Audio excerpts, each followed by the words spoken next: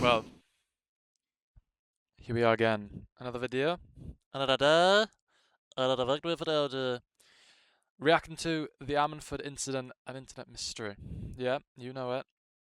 You know it. What the fuck?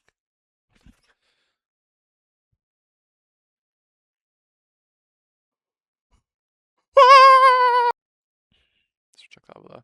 Here we go. Here we go. If it talks about disturbing content, viewer discretion advised. Is the volume up? Nope, it's muted. Here we go. In the early months of 2019, surrounding towns in Wales got a strange flyer slipped under their door. The women and children that can be heard crying and screaming underneath our basement floor in Ammonford, South Wales, need your help.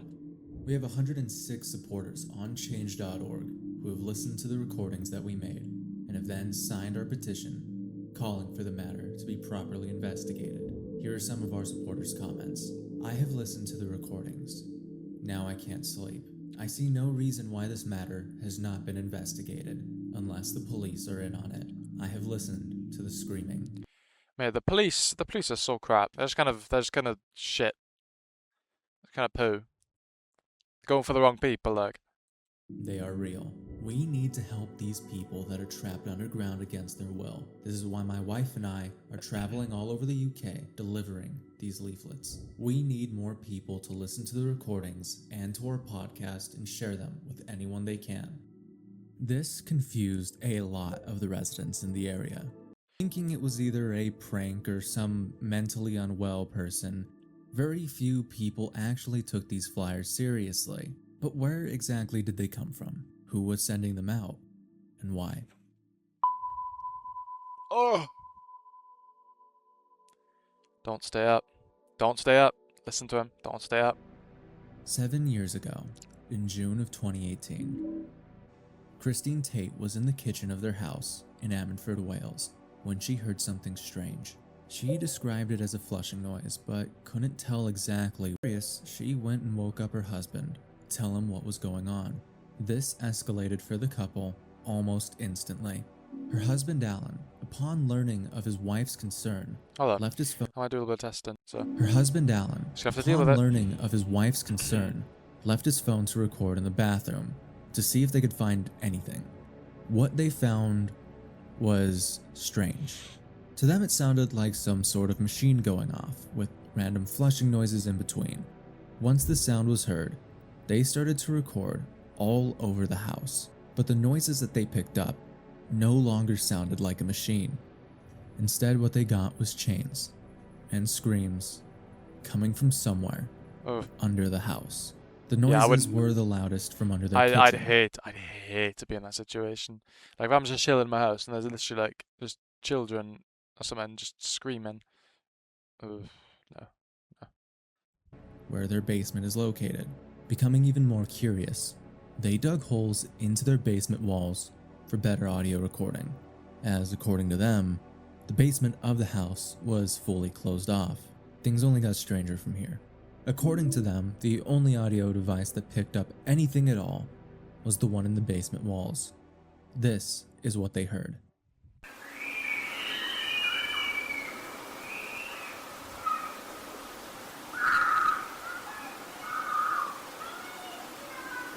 Is that not just children playing in the park? If that was me, I'd be out of that house. I'd be out. I'd be gone. I don't care how much it costed, I'd be gone.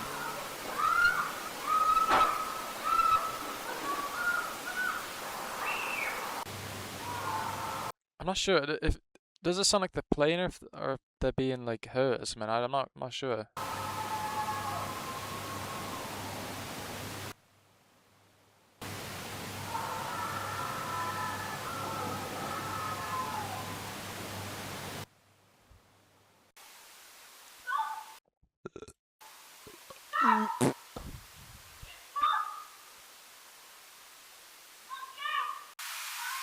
See, this right now, I'm kind of skeptical because this could like easily be faked. Easily. Like you just go online, find some stock footage, just stock like sound of some children playing in the park, and you just chuck it over it. Just get back to it. Yeah. Get back to it.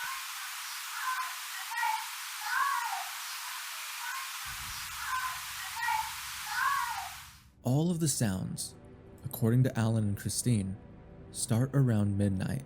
Alan and Christine have recorded hundreds of hours worth of sounds, all coming from somewhere underground, under their house, before they left their home indefinitely. As weeks after hearing these noises, they left, been living in the back of their van since. They have also tried their hardest to raise any sort of awareness to the case to their neighbors, surrounding towns, and the internet as a whole. But it's been a battle to keep it in the eyes of the public, even going to the police within the first couple of weeks, as they genuinely believed that people's lives were in danger and children were being harmed. But according to the police, who have confirmed that they have had multiple reports from the Tates to investigate the noises and check the property in November of 2018 due to this, they couldn't find anything. This led to the belief that the police were ignoring them and their concerns of the property. Since then, they have resorted to handing out flyers and posting what they have found online, with the mystery to have never been solved. Pretty interesting story, right? When I was first recommended to look into this, it was actually fairly difficult to get any information, outside of some news articles from the UK and a bunch of random accounts on YouTube. It seemed to me, at first at least, to be someone who was mentally unwell, posting sounds that their mic may have picked up from outside, as their house is actually placed in the middle of a shopping area that would have lots of sounds surrounding it. Lots of the audio sounds like car noises, horns, and even sounds of a helicopter at one point.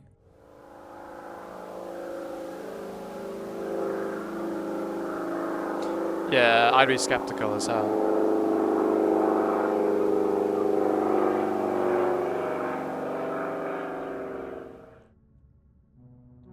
But the more I looked into this case, the weirder things got. The more people seemed to be involved, and the darker the implications. And the more I wanted to talk to Alan myself. There is a lot of details about this case that if you were to read the articles or to get a flyer from the Tates, you would completely miss. And honestly, I don't even blame the Tates for this. Both Christine and Alan Tate are in their late 60s and are retired. Not exactly investigators and not at all tech savvy, but despite that, they have done their best to spread awareness on what they believe to be an underground human trafficking ring. Ammonford. Yeah, that's good. That's good. There's people like that. If that was me though, I'd be gone. I'd be out of the house. I'd be gone. Ammonford itself was once a coal mining town with hundreds of tunnels scattered throughout the town and surrounding areas, having tunnels from these mines. If it was ghosts, if I knew that there was nothing down there, running directly under residential and business areas. These mines are closed off and have been since at least 2003. Since then, new tunnels have been made within Ammonford for city maintenance and utilities. But it does get me to wonder, could there actually be something going on in these tunnels? It's unlikely, but it's not impossible. I really don't like this pixely effect. Hidden in the heart of a shopping district of Ammonford, behind a nail salon attached to an abandoned house, is where our story takes place. And the story of the area itself is pretty strange. Alan and Christine owned the residential area behind these two buildings, and before they even bought the house, all the way back in 2007, the property suffered from a random fire. Ooh. Nothing is known about how the fire started, and it was of very little note. The fire damage itself was actually the reason the Tates bought it. 2 yawns, 3 yawns, and you're out. Fucking hell, this is good. As it allowed them to get it for fairly cheap. Before they even bought the house, the basement was already sealed shut, with no known entry point outside of a ventilation hole in the kitchen, likely due to some sort of structural damage caused by the fire itself. They didn't have any strange sounds or issues until 2018, a full 11 years after they bought the house. The surrounding buildings also have a really disturbing past. The buildings right in front of the Tate home, Sophia Nails, and the abandoned house attached to it were leased by two very dangerous individuals. A Vietnamese man named Quang Lam and his wife, Trang Tran, who were both involved in a drug trafficking ring, found by a police operation known as Operation Violet Panama. This operation uncovered an extensive underground Vietnamese cannabis farming ring, all taking place in Wales, leading to the arrest of 22 heads of the operation, all of which were being ran through nail salons and underground tunnels. It should come to you as no surprise, but these operations tend to go hand in hand with human trafficking and slavery. Nail salons being used for this purpose, unfortunately, has become an epidemic, not only in the UK but globally. They bring impoverished people from Vietnam, promise them good jobs and easy citizenship, and then enslave them in a foreign country to run their illegal businesses. Quang Lam ran multiple nail salons, but became the leaseholder of the building for Sophia Nails in 2015. 2017 was when Operation Violet Panama started, and he wouldn't be arrested until 2019. Surprisingly, this actually all lines up with the noises heard from the basement that started in 2018, along with a video Alan took from a crime. Right now, I'm still really skeptical. Like we haven't learned much about the case. I mean, obviously it's like a mystery, but I don't know. I'm very skeptical. Very skeptical. Well, what do you guys think of this part of the video? I think it's pretty fake right now. Pretty fake. In the basement, in which he found a light shining through it. The video footage of the looking through. I know it's supposed to be serious, but the action, oh my gosh, so strong. I love it. They can see something, the light. Now, where is that? That wire is going through. Maybe if the video's higher quality. Yeah. I can't see shit. Finding all of this out, Alan Tate began. Yeah. What am I supposed to look at? Light. That wire is going through. There we go. Yeah. Oh, right, okay. Finding all of this out, Alan Tate began to instantly point fingers towards the owners of Sophia Nails for the screams and the noises coming from under the basement, believing that they were digging tunnels or using existing tunnels under the residential area to smuggle people into the country, which would not be So too stupid. far-fetched if there are actually So stupid that like human trafficking still exists. Like what? Yeah, no, it really shouldn't exist. Really shouldn't. underground coal mining Shit. tunnels that were abandoned around Ammonford. This, unfortunately for Alan, is where things get pretty muddied up. At this point in the story, the Tates have already become fairly known in the wider Wales area due to the flyers that they've been handing out. They were I think I already heard in about a this. van in fear of the drug trafficking ring threatening them. But the wider public believed it was nothing more than just a ghost story, believing that the couple thought their house was haunted for some reason. Local police checked and found nothing actionable, and the matter was essentially dropped from an investigative standpoint. No government agency validated the Tates' claims, and this lack of official intervention is a giant point of contention for the Tates and for their supporters. The Dyfed Powys police were first made aware of the Tates' claims back in 2018. According to Tate, police officers visited his house and Sophia Nails, but did not undertake a full search. In Tate's words, authorities declined to investigate thoroughly the horrifying possibility of underground trafficking. See what I mean? Like they're just shit. The police, like, you know, some people do good at their job, but it's just so corrupted. It's just crap. It is awful. Awful. Not a single person was taking this seriously, Halfway through which already. I do Fucking have hell. to say is a bit confusing to me.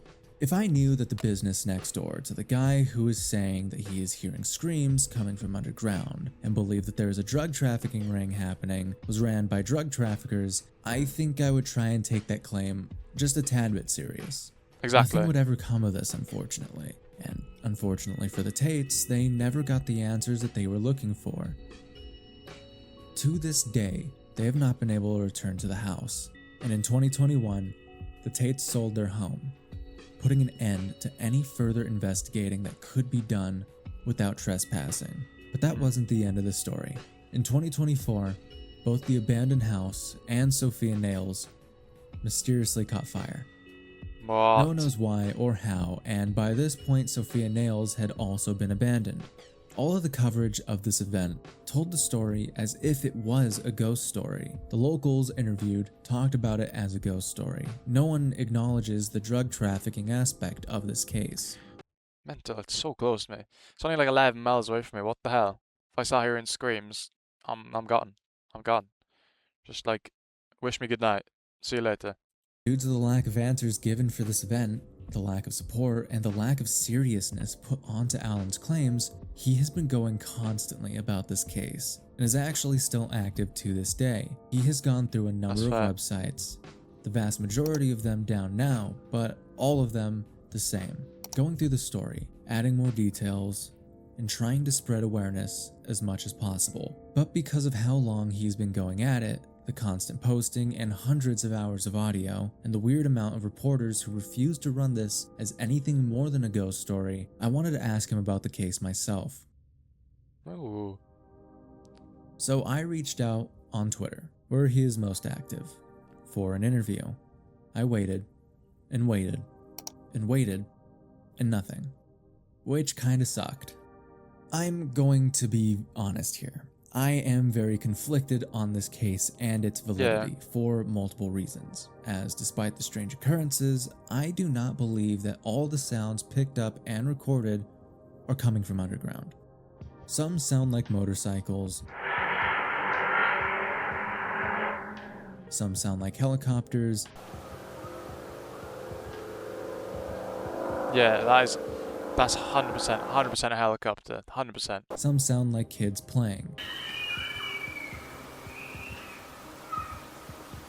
See, that's where it gets uneasy. That's where I get uneasy. Like that's giving me shivers.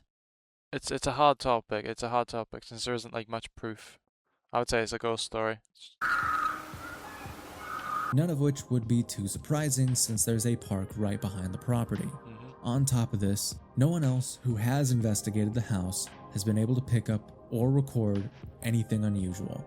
I do believe that there was something very shady happening with the nail salon, however, and that may have had a hand in whatever was going on with some of the noises. But most of the noises picked up can be explained by sound being carried through pipes, voids in the ground, maintenance tunnels, anything hollow running next to his basement that could pick up sound and carry it, or just residual urban sounds traveling through the air that got picked up better by drilling holes in their walls. On top of this, there was a lot of conflicting retellings of what was happening here. The initial telling of the story was that they heard the noise coming from their kitchen, under their basement, but this has changed multiple times on multiple websites. In an archive of the website noiseinmylane.com from 2019, it has the beginning of the story as this. Back in June 2018, we were up late working and went to make a coffee. There was an odd noise coming from the empty house next door. It was around 2:30 in the morning, and we went into the alleyway that runs between our house from the one next door. We could hear a machine running for around 10 minutes. Then the machine would pump something into the drain. We lifted the drain cover, and the fumes were very strong. Our eyes watered, and our noses started running instantly. We left the cover off and watched and listened from upstairs window. We watched and listened for 30 minutes. And the It's got to be chlorine, because that does make you do stuff. They would probably just clean it. Maybe. Machine would run, then pump a strong smelling liquid into the drain. In the 30 minutes, we watched the cycle repeat 3 times. The fumes were very strong, so we closed the drain lid. We reported the incident to the police, but they were not interested. So we bought a recorder on eBay and made recordings from different places until we were fairly sure where the noises were coming from. We tested various areas within the house and found the noises seemed to come from underneath our basement. We put microphones in various places in the basement. There were 2 areas where the noises were at their loudest, so I carefully dug 1.5 meter channels into the wall in our basement to get better quality recordings. The shafts might be deeper than 1.5 meters. I dug out everything I could and then hoovered them up the remaining dirt. The hose of the hoover is 1.5 meters long and disappears completely in the shafts. Over the months, we amassed too many recordings to listen to them all. The following noises can be heard on the audio recordings taken inside my basement. There are women screaming, sexual sounds, dogs barking, a printing press running, a motorbike, a car horn, and what sounds like a police siren. No other traffic noises can be heard. It's just the siren and a motorbike. I'm still very skeptical, because all these things you can just hear from outside, and like you said, the things that carry the sound. So I'm really not sure. So skeptical. Men can be heard shouting and the women scream as if in pain. One of the recordings has two foreign men talking and the machine going in the background is the one man instructing the other man on how to use a machine. On one occasion, we left the microphone in an alleyway and someone found it, took it, blanked it, and recorded themselves putting it back in the alleyway. This story confused me a bit. Oh my gosh. How could they hear this from their basement if it was coming from this house? Why would they make holes in their basement if the noises came from the house next door? The first half of their story doesn't even align with the second half, so I'm not actually sure how anyone read this and believed it. On top of this, their latest website doesn't really have much info on the story itself, but starts off by saying the noises were recorded behind a Vietnamese nail bar known as Sophia Nails in College Street, Ammonford. The noises seem to be coming from underneath the ground below the basement of Sophia Nails. Ammonford is an ex-coal mining town. The rest is some recordings and testimonies from people who have heard about this. These websites are very archaic and a little hard to navigate, but aren't the only mention of the beginning of the story, as multiple news sources have actually talked to the Tates, and in 2019, this was the story given to the Paranormal Globe and Mirror UK, an interview done by Christine Tate from Wales Online. It was like a flushing noise that I heard first, says Christine Tate from the couple's camper van they now live in. I told Alan about it, that I couldn't figure out where it was coming from. He left his phone in the bathroom with the recorder on to try and pick up the sources from the noise, and then we could hear a machine running. We started to record all over the house. When we picked up the sounds of chains, a motorbike starting, and people screaming. It soon became apparent to Mr. and Mrs. Tate, both 62, that the noises were of subterranean nature. They appeared to be coming from the kitchen area, not directly underneath the kitchen, but underneath the basement that sits below it. Eager to discover more, Mr. Tate dug two 1.5 meter channels into the walls and placed recording equipment inside the shafts created. In his own words, the sounds he picked up included a woman screaming, sexual sounds, dogs barking, a printing press running, a motorbike, a car horn honking, and what sounds like a police siren. The couple have hundreds of hours of recordings containing different sounds, all of which they claim are coming from underneath their house. They weren't able to pick up any noises. On top of this, there was no mention on this article about the drug claims, even though those claims are made in the oldest version of Alan's website. This case is just too all over the place. Yeah, it's like there's nothing to really like back it or like prove that it's real. I don't really believe it right now. There's two options. There's two options that could be true, that I think are true. Either the couple are just a bit schizo, and they're kind of making this up. Well, actually, three. There's three different things. The second one is that they want attention. They just kind of want attention from people because some people crave that. And the third one is probably just like what was previously mentioned in the video. They're picking these sounds up from like different things carrying the sounds, like pipes and all that crap. Since all these they sound natural, like screaming, that could be kids outside. The sexual stuff, that could obviously be in a bedroom. And devolved so quickly into a giant mess with no real through line. No one took this case seriously, and I think that's mainly because of the fact that it keeps changing. And honestly, I am not at all sure how this case has lasted as long as it has. So what exactly do I think about this? I think that this is, as most people in Ammonford have taken it, just a ghost story. The deeper I dug into this story and the people involved, I thought it had some merit. The nail salon is fishy and fits the exact description of what Alan and Christine were describing. Drug and human trafficking ran in a nail salon by drug and human traffickers who committed their crimes in underground farms. But too much else was added into this. Police not taking the case seriously, barely anyone else corroborating that they heard the screams around town, and the seemingly random additives of gunshots, motorcycle noises, helicopters. I think what they should have done is get friends or relatives as like proof. They need more visual evidence that things are there, like, you know? Not just the recorder. Obviously, yeah, they're catching it on the recorder, but that could easily be like other stuff. Like if they're hearing stuff from the basement, from the actual house, then they should just get other people to hear it and kind of back them up. So which means they have more proof and solid evidence that those things are. But And the police sirens that they claim all came from under their basement. Unless there is a giant Agartha-sized tunnel down there with soundproofing that only allowed this basement specifically to hear it, it's just not possible. I came into this investigation skeptical. I ended up getting bought in when I dug a little more, and then became skeptical again once I started cross-referencing all of the retelling. Yeah, I think the fumes are just... It's just chlorine. I'm not sure if it can be used in pipes, but surely it's chlorine, or like some sort of liquid that could clean out stuff. So this was a very strange journey to go through. Well, that's the Ammonford incident done by Mr. Void the Warlock. I'll link this video in the description if you want to go over it. I don't know. It's pretty strange one. Like I said before, I think it's either that they're just schizo, they're making it up, they want attention, being haunted by a ghost or something. I don't really believe that. So that's the end of the video. I hope you enjoyed. If you did, like, sub, all that crap. And I'll see you in the next one. Ta-da, ta-da, ta-da, ta-da.